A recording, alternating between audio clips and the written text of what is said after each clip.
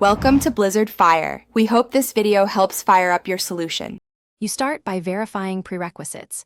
You must have Microsoft 365 admin rights and an assigned Sharepoint license.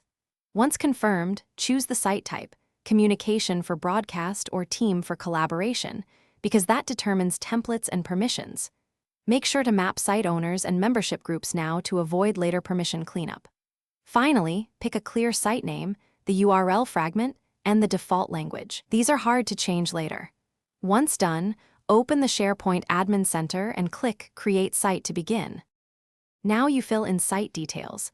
Enter the site name, confirm the URL fragment, and write a concise description so users know the purpose.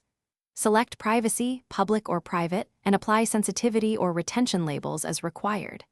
Next, configure storage and external sharing policies to match governance and add owners and members with roles, owner for management, member for contribution. Choose a template, set up navigation links, and create default folders and metadata in the document library, so content is organized from day one. To finish, review permissions and test access using a non-owner account so you see the user experience. Configure the home page, add web parts like documents and news, and enable versioning and co-authoring to protect content. Set site policies, lifecycle, retention, and backup cadence. If something goes wrong, start by checking external sharing settings, confirm user licenses, and clear browser cache. For stubborn issues, use the SharePoint Admin Audit Logs or PowerShell to diagnose and fix permission or provisioning failures quickly. Thanks for watching. If you found this helpful, don't forget to like and subscribe.